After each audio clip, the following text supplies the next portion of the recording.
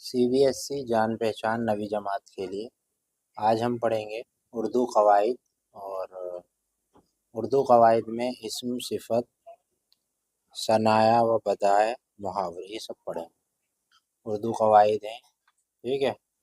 اور اس میں اسم کے بارے میں پڑھ لیتے ہیں پہلے، اسم کیا ہے، ٹھیک ہے۔ ایک چیز کر کے پڑھیں گے تو زیادہ بیسٹ رہتا ہے۔ اسم پڑھ لیں گے اور اسم کی قسمیں پڑھ لیں گے، ٹھیک ہے۔ دیکھیں، اسم کہتے ہیں کسی چیز، کسی شخص، جگہ یا چیز کے نام کو، ٹھیک ہے۔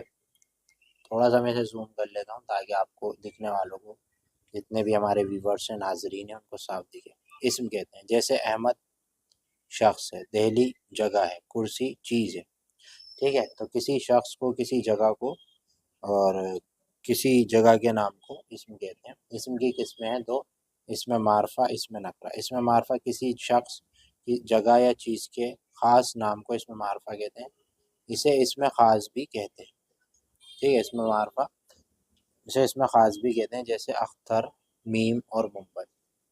اسم نکرہ کیا ہوتا ہے؟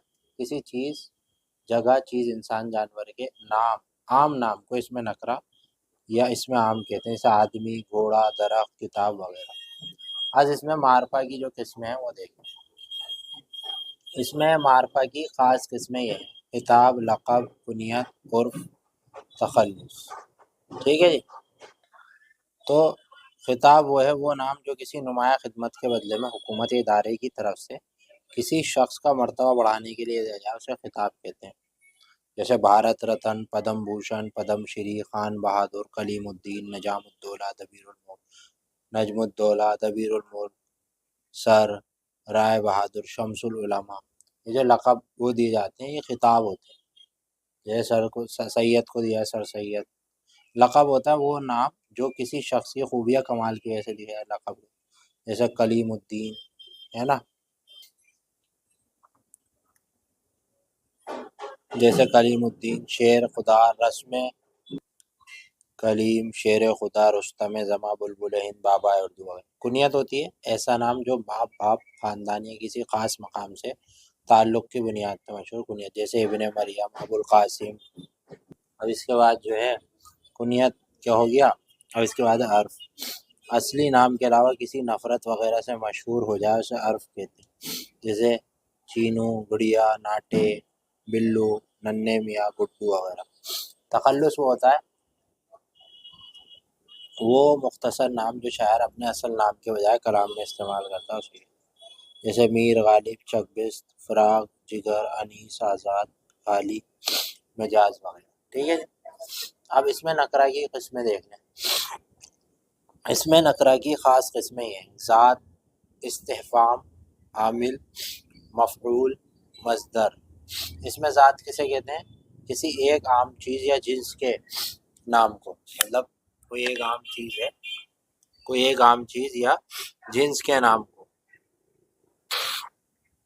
اس میں ذات کہتے ہیں، مثلا کتا، دری، پینسل، دروازہ، لڑکا وغیرہ۔ اس میں ذات کو اس میں عام بھی کہتے ہیں۔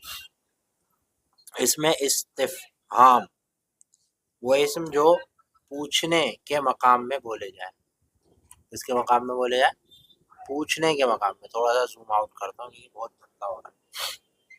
جیسے کیا، کب، کون، کتنا، کہاں وغیرہ۔ کون انسانوں اور جانوروں کے لیے آتا ہے، کیا جانوروں کے لیے، اور کون سا دونوں کے لیے آتا ہے۔ کب وقت کے لیے، کہاں جگہ کے لیے، کتنا مقدار کے لیے، کیسا صفت کے لیے، اور کدھر سمت کے لیے آتا ہے، یہ اسے کہتے ہیں اس میں استفہام۔ اس میں فاعل، فعل کی نسبت سے کام کرنے والے کا جو نام دیا جاتا ہے اسے اس میں فاعل کہتے ہیں، جیسے کھیلنے والوں کو کھلاڑی، تیرنے والوں کو تیراک، پوجا کرنے والوں کو پجاری، قتل کرنے والے کو قاتل، ظلم کرنے والے کو ظالم، گانے والے کو گویّا۔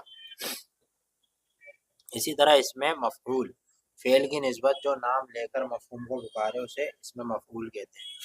جیسے فاعل کی طرح یہ بھی مصدر سے بنتا ہے، جیسے لکھا ہوا، ستایا ہوا، مظلوم، مقتول، مخلوق، جلا ہوا، پڑا ہوا، ٹھیک ہے۔ اور اس میں مصدر ہوتا ہے وہ لفظ جو خود کسی لفظ سے نہ نکلا ہو بلکہ اس سے کلمے نکلتے ہو۔ مصدر میں فعل کا اظہار تو ہوتا ہے مگر فعل کا لوازم میں نہیں پایا جاتا۔ مصدر کی علامت نہ ہے، جیسے دوڑنا، پینا، کھانا وغیرہ رونا۔ ٹھیک ہے جی، تو ساتھیوں یہ اسم کے بارے میں نے آپ کو بتا دیا، اور اسم کی قسمیں بھی بتا دی، اس میں معرفہ کی قسمیں بتا دی، اس میں نکرہ کی قسمیں بتا دی۔ امید ہے سمجھ میں آئی ہوں گی، اور یہ صرف 9th کلاس کے لیے نہیں، سبھی کلاسز کے لیے، جو بھی پڑھ رہے ہیں، جو بھی کہیں کچھ کر رہے ہیں، ان سب کے لیے۔ ویڈیو پسند آئے تو لائک شیئر سبسکرائب کریں۔ Thank you.